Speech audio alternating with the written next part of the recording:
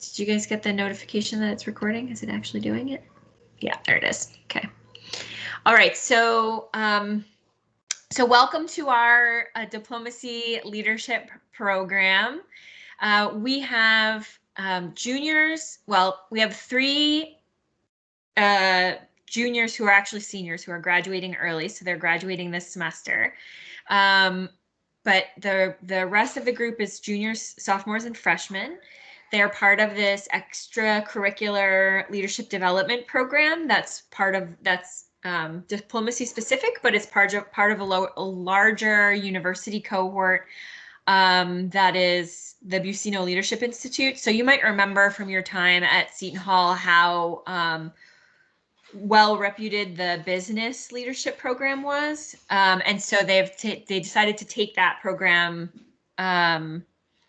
to the rest of the university. So now we all benefit from this leadership program. So students are selected their freshman year to be part of the leadership program, and they're it's a very elite group. So very much would have been your buds at Seton Hall had they been here at the time that you were here. So I'm going to let the group go around quickly and just introduce themselves so you see who you're talking to, because I think it's very difficult in the virtual setting to it feels like you're just speaking to the to the computer screen instead of to actual people. So I'm just gonna shout people's names as they are on my screen, and you could just tell us a little bit about yourself and your status here so that Renata gets to know who's on the call. Okay, so Annie, you're first. Hi, my name is Annie Hevel. I'm a freshman in the School of Diplomacy, currently minoring in Spanish and then also either econ or economics. I haven't decided which one yet, or econ or communications. Let's see, I'm on the e-board for the editorial board for the Envoy, which is the School of Diplomacy's newspaper, and I'm really excited to hear from you today.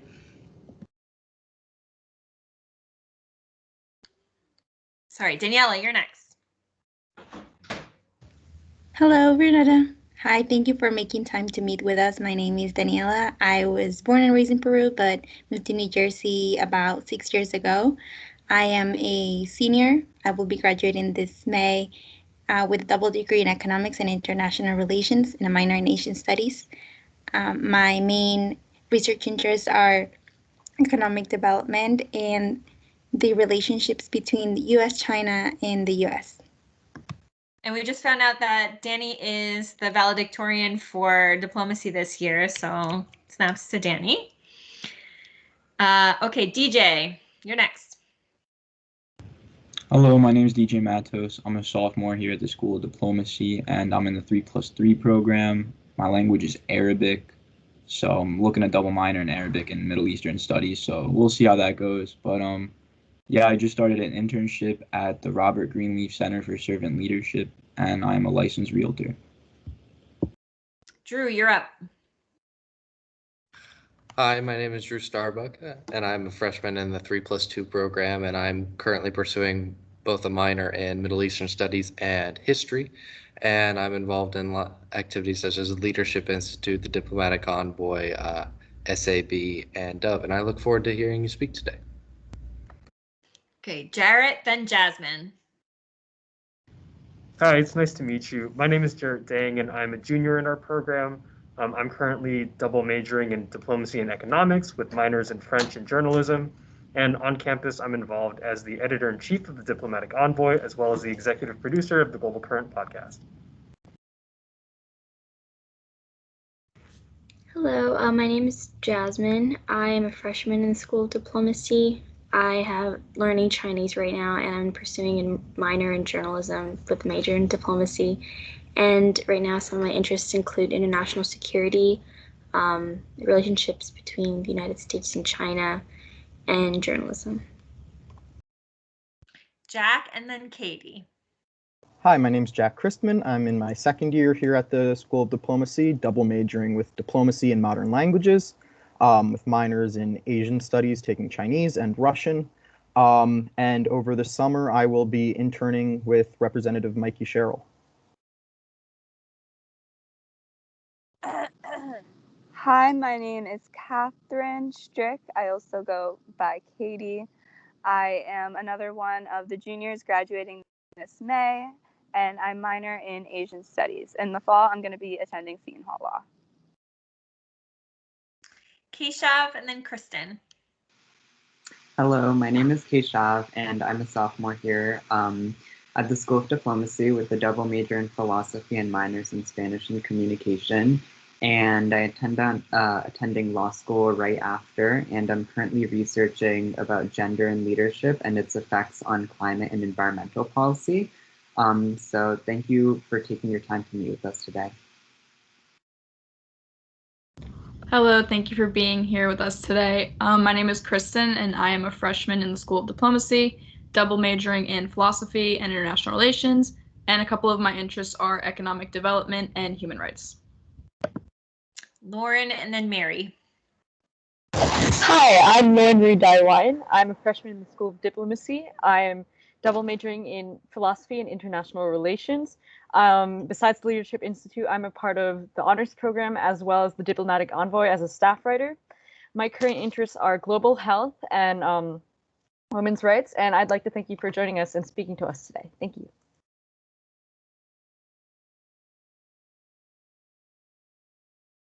Mary, you're up. You're on mute. There you go. Yeah, sorry.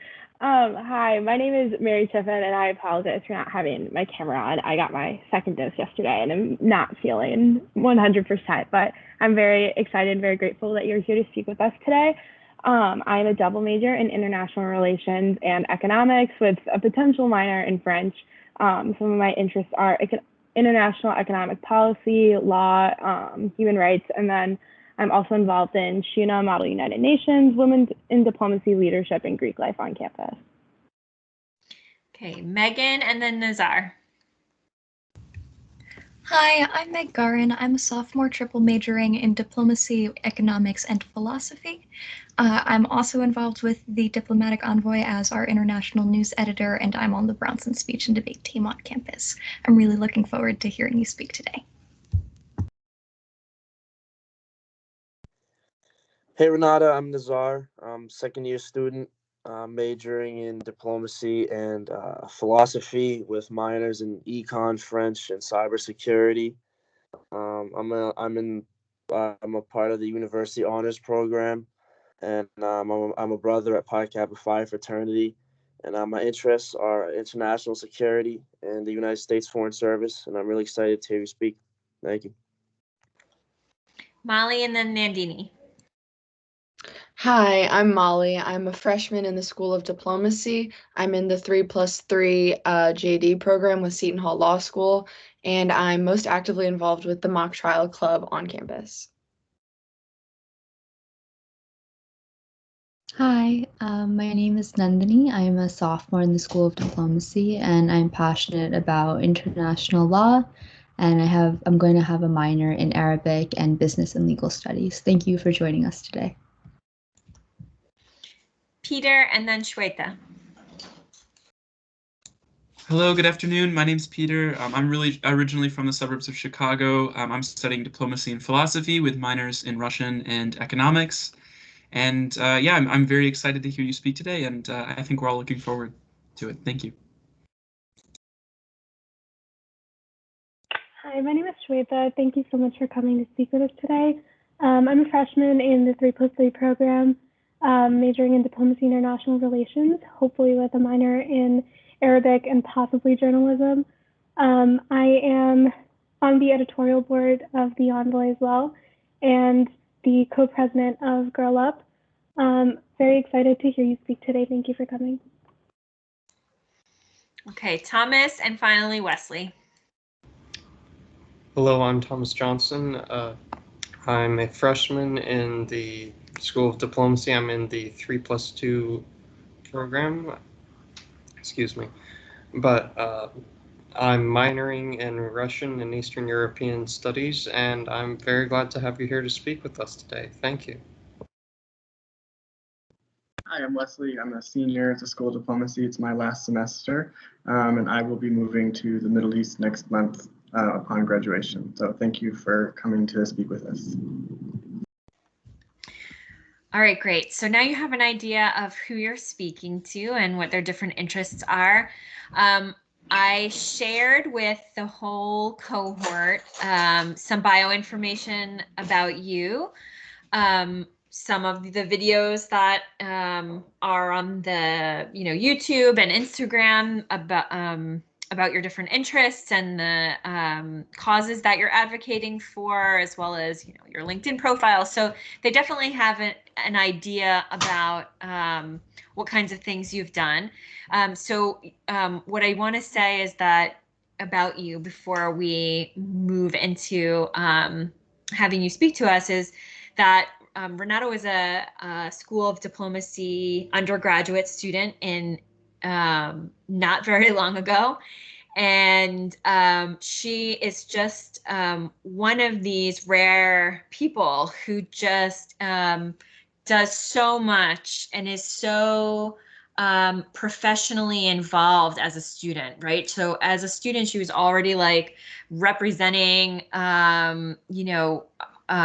representing young women at the like G20 Girls Summit and doing all these prestigious fellowships over the summer, at different Ivy League colleges. And she just is an amazing person who does not, who didn't like wait till after college to start, pursuing her passions and applying for like every possible thing that she could think of to extend her experience and career. And I just found her to be one of the most passionate, engaged, and successful students that we've had. So I was really excited. A few weeks ago, she emailed me and said, hey, so I'm going to grad school and I can't decide between Harvard or Columbia or Sciences Po in Paris. And I was like, oh, so hard to be you. So anyway, so I am thrilled to share her with you and have her talk about some of her experiences, both working, being an international student and a representative at UN organizations and conferences, and being so out in the open, founding her own organization. I mean, there's so many great leadership development experiences that she's had that she can share with us. So I can't wait to hear what she has to share with you. Renata, why don't you start by just giving sort of a quick play-by-play of your leadership journey, starting with, coming to the US for undergrad. Yeah, that sounds good. And hi, everyone. I'm so excited to be here and meet you all. I was just writing notes about all the student orgs that you guys said you were a part of, because I was involved with UNA. I was the president of UNA issue. I was an editor for the Envoys. Like, I was involved in a lot of different student orgs as well. So it's super exciting to see that the legacy lives on in terms of, doing great things at the School of Diplomacy. And thank you, Elizabeth, for your kind words. That's too sweet of you. It's been a journey for sure. For me, I guess I can start saying that I'm from Brazil. I was born and raised here in the south of Brazil, in Porto Alegre, which is a city close to Argentina. Currently, I live in Rio, where I work in policy, public policy in general, for the UK government, for their Foreign and Commonwealth Office. And I do a bunch of things which I can mention on gender and climate. But I guess starting with Seton Hall, what I can say is, I was always very interested in studying abroad, going to the US. As you know, you're really close to the UN and really close to a lot of the great opportunities. And I guess a lot of my journey has been acknowledging that I did have that privilege of being so close to a place like the UN and so many other really cool international organizations. So I think I think it's important to acknowledge that, right? That you're in a really privileged and amazing position, being at Seton Hall and being able to study diplomacy. Just because being from Brazil, I know that's not really accessible and really far away for a lot of my peers and friends that I have around me. So just being at Seton Hall was really important for me to have access to those opportunities. That's what I would say, and I think it's a huge part as to why I was always so engaged with a lot of things, because I knew that those opportunities could not be taken for granted. So, just having access to that and being involved in that was a big part of my journey at Seton Hall. I stayed there for 2 years. I ended up having to come back just because Brazil was a huge mess. The political and economic situation in Brazil was really awful. There was an impeachment of our president. So it was a really weird time. Not that it has gotten a lot better, I will say, but ended up having to transfer back to Brazil and graduated here. But it's interesting to see that even though I came back and at one point I thought, I was really far away from a lot of those opportunities, no longer in the US, that didn't change because I think we make our experiences no matter where we are. And that's what I found, even being back in Brazil, back in a tiny town in the south of Brazil, I was able to access a lot of really cool opportunities and being invited to fully funded opportunities and conferences in China, Bangladesh, Germany, Austria, all over the place, really, and really continue to get involved because of the networking and opportunities I've had since I went to the US for undergrad. And since then, I graduated in December of 2018. And then since then, I've been working for the UK, as I mentioned. So I just completed 2 years just a few weeks ago.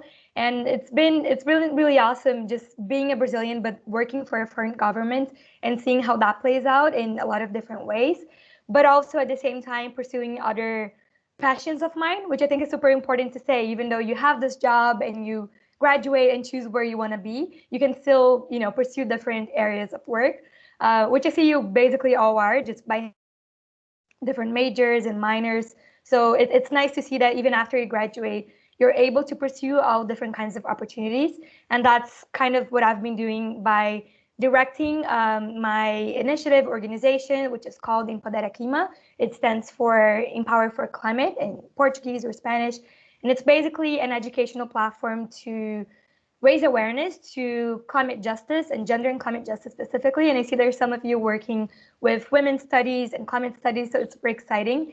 And you probably see if you're studying that this intersection is not really talked about. And especially when you think about the global south and developing countries, it's really not mentioned at all. So the whole idea of Empodera Clima is sharing this content in 4 different languages. So we work with Portuguese, Spanish, English, and French to really make this content more accessible, and then share the word on that to Indigenous women all over the place, for example, but also work to bring those voices, those youth voices, to international conferences or international platforms. And that's where the UN comes in a lot, which I'm sure we'll talk about because I imagine many of you may be interested in the UN.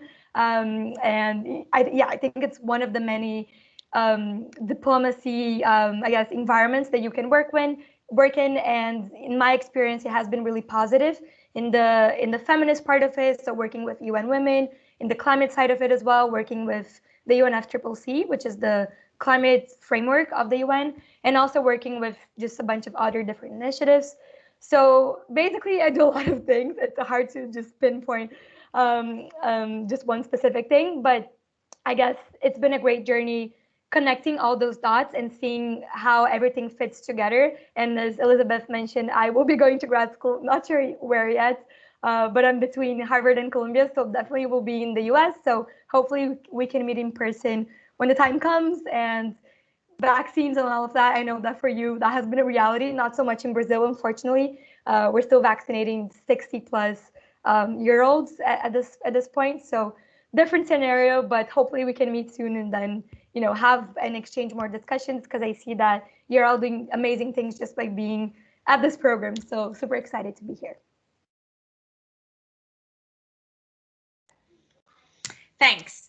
So you mentioned that you had faced some adversity, right? So you were here, you're taking opportunities because of the access that the UN provided, being nearby. Then there was the government collapse in Brazil, and you had to sort of switch gears, right? Like new plan. So I'm sure that's not the only time that you'd faced adversity along this journey. And so I would say, could you tell us a little bit about how you approach facing adversity, and what are your tips for, when the sort of career plan and academic journey doesn't go the way that you expected it to? Yeah, that's a super good question, just because I feel like everyone faces that, and it's really a matter of seeing how we react to that, as you say, and how we can adapt basically to those situations. And in my case, I feel like there has been a lot, but I will say that the undergrad experience has been a big one, because of course you have this whole journey and trajectory, and you're involved in so many things, and then suddenly you move to another country and you're like, now what? Do I lose all of the experiences that I've had, all of the connections? And for me, of course, it was rough in the first few weeks and months, trying to adapt and see how I could continue doing the great work that I was doing in a different place. But again, I think the key thing here is what attitude you have towards that, and how you see the road ahead, basically. So for me, it was making sure that I was continuing to engage with the connections that I had made in the UN in New York, where I was when I was in New Jersey, and just making that relevant to the context that I was at the moment. So it was actually, a big adversity, but looking back, it was one of the best situations, in terms that I was able to come back and connect to my community in Brazil and see where the flaws and the gaps were at in terms of climate education, for example, and see what I could do about that, given the privilege that I've had and the journey that I've had studying abroad. So that was really interesting. And of course, this wasn't, just in 1 or 2 days. It was many months journey, and talking to amazing people at the School of Diplomacy and then back home, seeing how I could leverage my experiences. And this is exactly what I did. And Empodered Clima, as I mentioned, is a direct result of that, I want to say, because I was able in the US to engage with quite a few gender and climate organizations. For example, there's a really cool one called We Do, which is the Women's Environmental and Development, based in New York, actually in Brooklyn.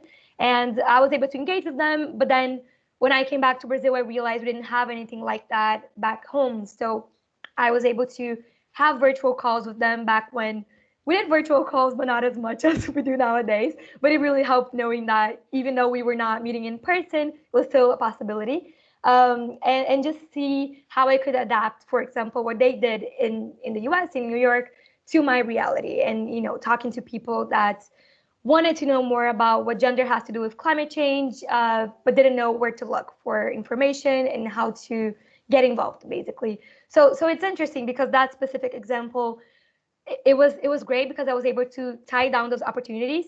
And I would say those first 6 months were really rough. But by the end of those 6 months, coming back after 1 semester, I was able to get called back to a lot of opportunities. So one thing that I didn't mention that I do a lot is Mother UN. Some of you mentioned Shuna, which I did back at Seton Hall and Schumann and all of those things. And it really helped. I mean, we think it's just, this school activity that we're able to get involved in, we're simulating the UN. But to me, I feel like it's the one thing that I was able to be really consistent with throughout high school, undergrad, and then even now. I just finished my last Mother UN experience, I think, last year. So it's been a key part of my life, and it helped me have a lot of different connections and knowledge and experiences. And in 2018, when I was already back in Brazil, I was invited by one of my contacts in the US to be the Secretary General for this huge Mother UN in New York. So it was hosted inside the UN headquarters. It was like for 500 plus students. And I was gonna direct the staff, right, the secretariat. And I thought that was impossible. When she called me, when the executive director of that org contacted me, I said, but I'm no longer living in the US. I don't think that will work out in terms of, just being there, logistics. And she said, it's fine, everything is gonna be all right. And it worked out. And so she was a mentor for me in that sense. Elizabeth was a mentor as well. So I would say that in terms of adversities, finding that person that can mentor you, but it doesn't have to be formal. Like, you have that specific mentor through a mentorship program. It can be, which helps, right? Connections. But at the same time, sometimes you find the mentor in the places that you weren't looking for in the beginning, or opportunities will knock on your door if you work hard for them, of course. And you'll find a mentor in those people, and you'll be able to count on them to see, how you can grow and adapt to those opportunities. So that's kind of how it's been for me. So basically just being able to adapt, having a positive attitude, and then also finding someone that you can count on, a mentor, could be helpful in this process. Thank you so much. So would you say that networking is one of the keys to finding opportunities? Like, clearly you didn't wait for opportunities to come to you. You sought out opportunities and found things that, I'd never even heard of.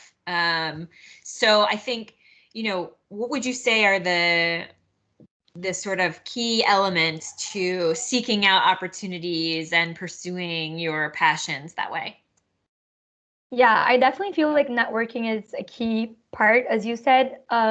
Even the job that I'm currently at, when I was in the interview phase, I knew some people from the NGO that I was a part of back in Brazil, back in the day, before I even went to Seton Hall. It was a climate NGO in Brazil. And I joined when I was, I think, 16, 17. And the contacts that I made there, I still see them. I meet them at climate conferences nowadays.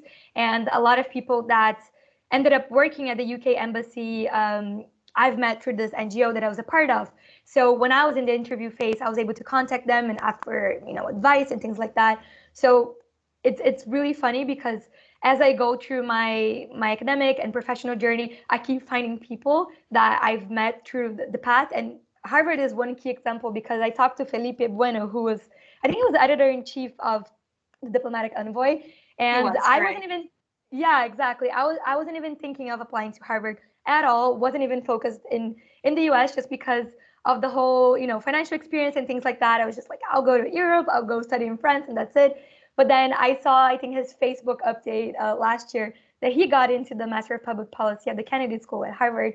And I was like, I know Felipe, we've worked together, and it just clicked on me, it's possible, because I feel like maybe, I don't know if you have this feeling, but for me as an international student, we think about these schools, even Seton Hall, and you think that's so unreachable, and you're not good enough for those experiences.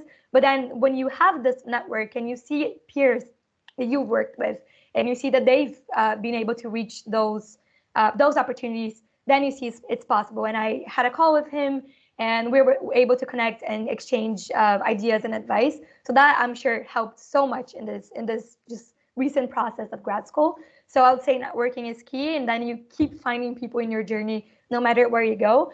But also, in order to do like proper networking, it's finding what you're passionate about and focusing on that. Because I feel like there's so many things that you can do with diplomacy, and you think about the 2030 agenda, the SDGs, and you want to do everything. There's so many cool opportunities, and you definitely should if you're a freshman or sophomore and you're still exploring opportunities, because that's what I did. I was always in club meetings and just attending everything that I could to see kind of what I was most passionate about and interested in, and then I would be able to kind of focus on one or two things. Even though I did say that I do a lot of different things, they're all connected. The gender stuff with the climate work, and then the education as kind of like an overarching theme, is all connected to the work that I do. So being able to find that has really, really helped me. And I can even cite an example, which is when I was just starting to think about gender and climate and how I could work in those intersections, I saw this opportunity to go to Bangladesh for this conference on climate finance.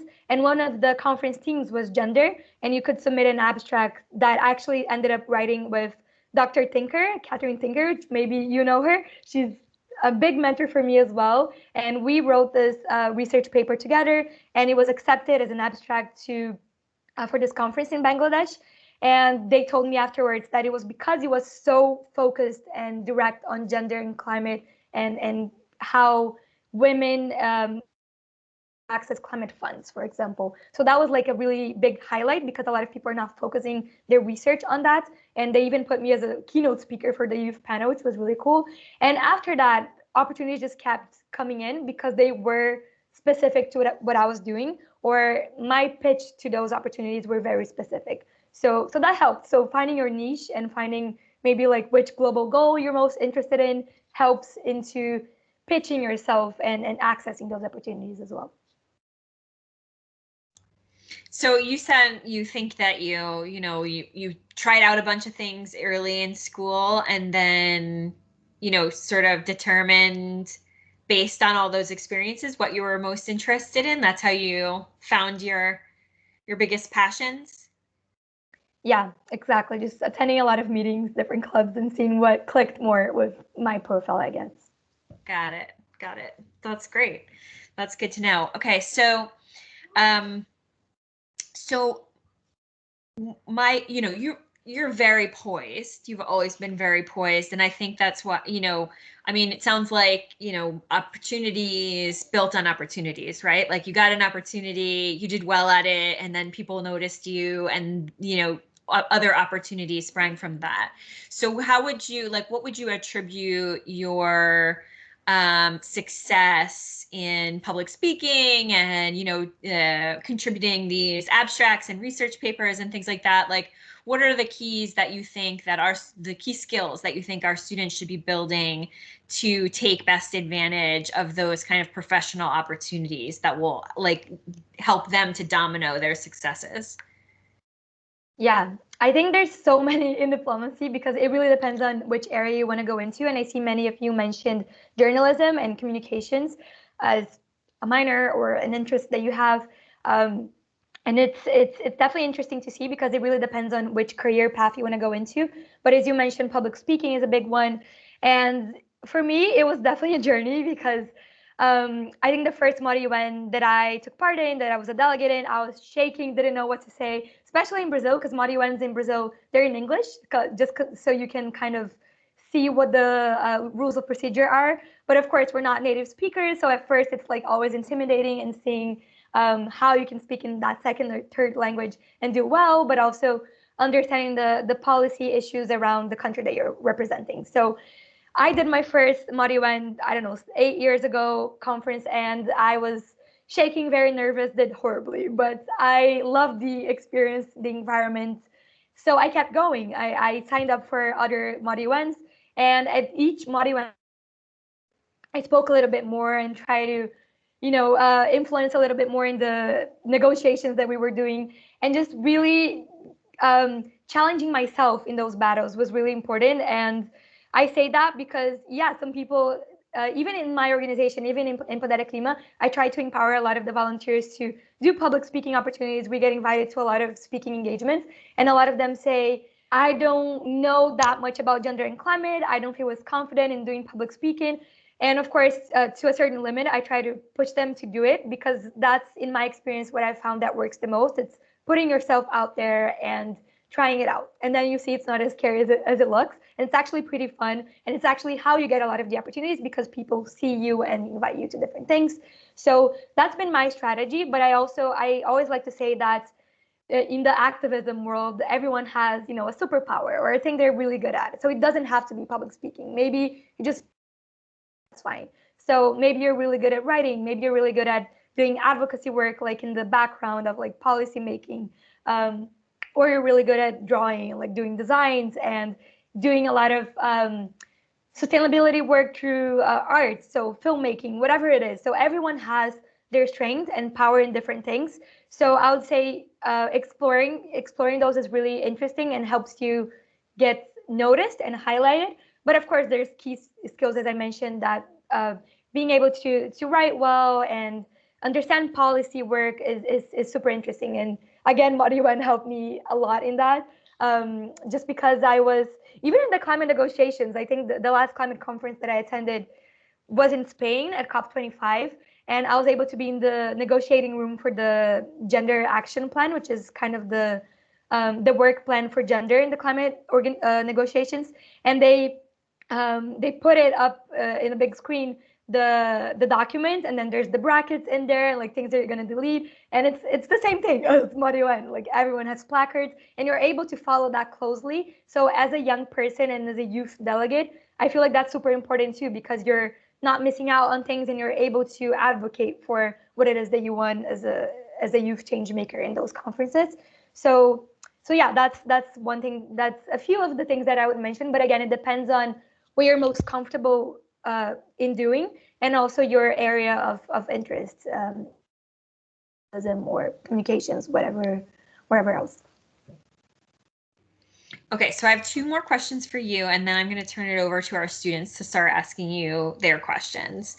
So one is, you are very good at asking for what you want, right? Like you've always been good at saying, like, contacting me and saying, I need this. So I think that that's something that is rare. Like it's, a lot of people are not as easy at asking for help or, sort of asserting their needs and asking for the things that they're passionate about. You're obviously doing that in your advocacy work. So what would you say are the, keys to putting yourself out there that way and, not being apologetic for pushing your own agenda? Yeah, I that's super helpful if you can do that. I feel like it can be scary, and even talking with some peers that also got into grad school and just thinking about funding and things like that. And we were even talking about this a few days ago. You have the no, right? Like the hard no, you have it there. But if you email people and ask, you don't know that it could maybe be a yes. So doing that is super important. But I know it's hard, but more often than not, just by cold emailing people and talking to people, I found that most people are super receptive. And yes. And I'm just thinking back to even Seton Hall when I was a freshman, just fresh out of not college, high school, and traveling from Brazil to the US. I remember that I had a mutual professor, I think, with Professor Tinker that I mentioned. Someone here that worked in law, and Dr. Tinker worked in my town in Porto Alegre in Brazil. So we had mutual people. So I got her email and I cold emailed her. Basically, I said, because I knew she was interested in climate. I knew she had experience in Brazil, and I was also interested in climate. So I emailed her and we got in touch. And then that's how I was able to also intern at her institute, at the Tinker Institute, and do a bunch of different work for her. And even now, she was one of my recommenders for grad school. So that stays, and it's nice because if I think back to my freshman, not knowing anyone, being in a different country, and the fact that I was able to spot her and see that we had common interests, and she was a professor at the school that I was going to, helped in bridging those connections. And it's not every time that that's going to work. That's like one amazing example that it worked out. But you have to try, maybe whether that is going up to professors after class, which I know now may be different because of COVID, but in a way it's easier, I guess, because you have more time to maybe schedule a Zoom meeting, whereas in busy everyday life, you wouldn't be able to go to office hours or things like that. So just thinking back to university life, I feel like professors are a great way to do that, especially at Seton Hall. You have so many cool people that were diplomats before, did a lot of cool work outside of the academic world. So losing that barrier or that blockade that may exist and may be common to a lot of people helps. And it's what has helped me in the past few years in every area of your life. So use LinkedIn to your advantage. I feel like the first time I used LinkedIn was at a career workshop at the School of Diplomacy. And ever since then, like it's been my main social media platform, and it has worked out really well. So a lot of the invites that I get to do like interviews, podcasts, or even like events and things like that has been because of the posts that I do on LinkedIn and that kind of thing. So using that to your advantage as well is super helpful. Thanks. That's a really good endorsement. I appreciate that. It's good to know. Okay, so last question. You've traveled extensively to go to these conferences and negotiations and things like that around the world. You've been a youth representative at really prestigious conferences and participating in UN conferences around the world and things like that. So my question is, you're doing all of these sort of cross-cultural communications and putting yourself in unfamiliar places. and talking about really, like, maybe you're in a room full of people who are older than you, more experienced than you, or, mostly men on some occasions, things like that. So, you're putting yourself in a lot of stressful situations. So how do you recommend handling those kind of situations and the stress of being, being in a challenging environment and unfamiliar territory? That's a great question. And it's hard. I'm still learning. I mean, I'm not much older than most of you probably, and I'm just still learning to navigate a lot of those environments. And even this week, I was thinking about this because at work, we just had the new UK ambassador to Brazil come in the last month. And he's so experienced. He was an ambassador to the Netherlands, I think, before. And I had my first meeting with him, advising him before he had this important governmental meeting in Brazil. And it was so tough because it's, again, yeah, a lot of powerful men, especially for the women in this call. And you're like, I'm just a kid. I'm just here. What do I do? You kind of lose like everything that you know because it's so nerve wracking. But again, putting yourself out there helps. And I was prepared, and reminding yourself that you're in this position for a reason. People hired you for a reason, because I feel like imposter syndrome comes into everyone's lives. And that's no joke, because sometimes I thought it was just me, but even last year I was at this really cool program called Girls 20, which is just a bunch of young women leaders from all of the G20 countries, and we engaged with the G20. And we had a session specifically about imposter syndrome, and it's so many powerful women from many different countries, and all of them related to that and said, I have imposter syndrome, and I couldn't believe it, because you see them and you think, I'm not, doing this many great things, and they're so powerful, but they're also insecure in a way, which is sad to think about, because of course, as women in those high level environments, it shouldn't be like that, but it is how it is. But this is also just to remind myself and remind everyone else that it's part of everyone's life, and everyone feels insecure from time to time being in those places. So in that specific meeting this week with the ambassador, I tried to firstly get as prepared as I could, so I would feel confident. So for me, that helps. Some people are not like that and can wing it, and so it's about finding your style in terms of being a part of those environments and seeing what works best. Maybe it is having like a sheet next to you with the things that you're gonna say, or whatever makes you feel more comfortable. Maybe it's dressing up as well. That works for me in in-person meetings. Putting on heels when you're in a room of a lot of older white men, and it's like, you just put on some heels and a blazer, and then you feel more powerful being in that high level space. So finding what works for you and feeling confident, I think, is key. And also knowing your worth and knowing why you're meant to be there helps.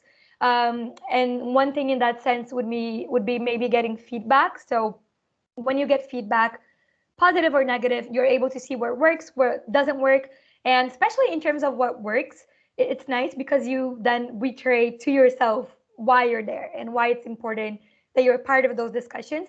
And you're not always going to win. Sometimes you're going to, leave a meeting and think, I was just confused, didn't say everything that I wanted to say. And that's part of the learning process, the learning curve. So for me, that has been a journey for sure, especially working in politics. Brazilian politics is definitely very dominated by men, older men, and knowing why you're supposed to be there and knowing that your opinion is valuable, I think it's helpful in those situations. But also having allies, people in the room that help you, right? So the consul general that I work very closely with is so sweet and so nice, and he's always like, "What do you think?" and always asks for my opinion, especially being a Brazilian, because he's British. Sometimes he won't know the words, so then you also feel that you have this, extra thing to contribute to, which is translation even. So even a little thing that helps you feel secure in your role helps. So I know that I just explained a little bit of my specific situation and my specific job, but hopefully that can resonate a little bit with what you do, your internships and things like that. Thanks so much. Great answers. I appreciate you sharing so candidly with us today. All right, so I'm going to let the students ask their own questions. So if you guys want to raise your hands, I'm happy to call on you. Go ahead, Annie, you're first. Thanks. First of all, thank you so much for coming in to talk to us today. It's been so interesting to hear you talk. You've done so many amazing things. So my main question is, you mentioned the importance of exploring different things as a freshman, which is, I totally understand as a freshman. So at what point did you kind of realize that gender and climate was something that you wanted to focus solely on? Do I answer first or do we take more questions? How should we do this? Whichever you prefer. Do you want me to call on a few people and then you answer all of them, or do you want to go one by one? I think we can call on a few just because I talk a lot, you may have noticed. And yeah, I'll just stay a long time here. So I want to make sure I get to your question. Okay, sounds good. Lauren, you're next.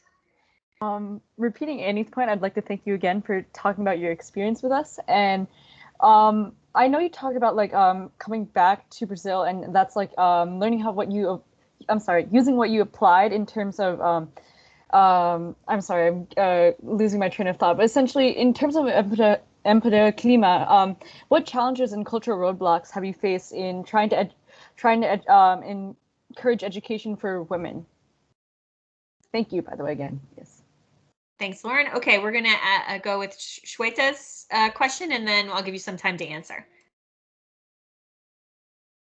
Hi, thank you again for speaking. It was very interesting. My question is about Imposter Klima. So I mentioned it before, but I'm going to be the co-president of Girl Up for the next few years, hopefully. And so I was wondering how you, as a woman leading an organization that is specifically targeting young women and supporting and empowering women, how do you encourage men and people who don't identify as women to join the cause and use their voice to improve women's lives as well? And we should say that Shweta is not only going to be the president of this organization, she founded this organization on campus and just got approval to host the organization as an SGA approved organization. So proud of her. That's amazing. Congrats. It is to do those kind of things. So congrats. But thank you all for the questions. I'm glad that you like what I had to say and are interested in Imposter Klima and gender and climate and things like that. So in terms of when I decided that that was my, I guess, main interest, and I think it's important to say that you're allowed to also change paths and change interests. So for me, going to a master's now in public policy, I don't know what I'm going to do after. I have this idea that I want to work a little bit in the Brazilian government with environmental work specifically and negotiations. But then in the future, I definitely want to work at the UN Climate Change Framework Convention. And so there's a lot of things, but things could change after grad school. You all know how the school experience is very transforming in that way. So first of all, I just wanted to say that. But in terms of choosing what I wanted to do, I would say senior year was definitely important in defining that, because as you all know, there's a lot of pressures into what are you going to do after graduating. And I think you also have a thesis, right? But in Brazil, it's a huge thing that you do a thesis when you graduate, but it's huge. It's like, it has to be at least like 100 pages long. It's the very like big focus of undergrad here. So everyone spends their whole undergrad experience thinking about their undergraduate or final senior thesis. So for me, I had to think about that. Mine wasn't even specifically on gender. It was on human rights, in how Brazil and Brazilian diplomacy used human rights as their soft power to rise in the climate negotiations and become a global leader, which is what happened up until a few years ago. But I did that a few years ago, so it's still valid in that sense. But so that's kind of when I was thinking more about it. And I remember senior year, I was seeing a lot of things online and a lot of projects around gender and climate, and I just had this gut feeling that I wanted to do something on it. Every time I saw it, I was like, I need to do something on this in Brazil, and I wanted to be involved. So that's why after a long time, I decided to finally do it. But I do want to say that it took me quite a few years to wrap my hand around it and find how I wanted to do it, because it's not easy. There's a lot of issues around funding and time management and all of those things. So it's all about knowing what you really want to do and what makes your like heart beat faster, things like that, which I know sounds really romantic, but it's what happened to me, just seeing what was on social media and how I could get involved. So that's a little bit on that. on Imposter Klima, cultural challenges, I would say it's difficult because with Imposter Klima, as I mentioned, I have a lot of US and like international experience, but the reality of Brazil is very different. 1% of English, for example. So how do you get the point across, and how do you translate all of that? And how do you even not just translate in terms of language, but how do you translate like the Paris Agreement and those kinds of really high level, difficult documents to the local realities, to indigenous peoples, for example, to like young women in the favelas of Rio, which is where I live, for example. So considering those dynamics is really important, and I found that what helps the most is talking to those people and bringing those people into the organization. And that goes into what we consider one of our main pillars, which is intersectionality. So taking into account the race aspect of gender and climate, the class aspect, the age aspect, and talking to people who have those lived experiences helps do the work a little bit better, and how you can connect to those communities a little bit better. And then finally, the last one is kind of similar, which is encouraging men and people who are maybe not as involved in those discussions.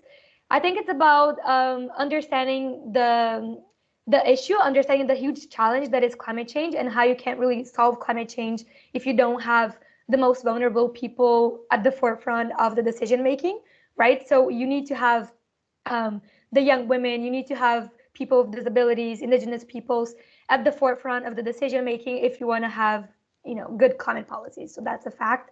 And when people understand that, and whether that is men or even myself as a white woman, and understanding what roles we have to play in those scenarios, and how we can use our privileges to spread the word on this, I think we can do really great things. And it's what I've been trying to do, again, using my privilege and my US experience. And you guys also have a lot of privilege and US experiences, and using that to leverage the international work, and leverage the great work that's being done around sustainability and climate action, just as an example, is really, really important. And we need those people helping to bring those teams and those challenges to the forefront of diplomacy, for example. So yeah, that's what I would say. And as you saw, I talk a lot, so we don't have a lot of time left. But if you have any other questions, I'm here. What other questions do we have?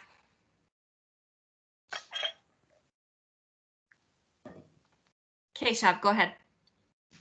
So, I mean, I know you had talked about how kind of there isn't a lot of research on like that intersection between climate and gender, and I definitely feel like I experienced that while I was conducting like my own research, because like that's like what my topic is about. So I mean, like, are there any resources that you kind of look to learn more about the topic? Just any recommendations? Yeah, quite a few. Does anyone have any other questions? If not, I can go into that.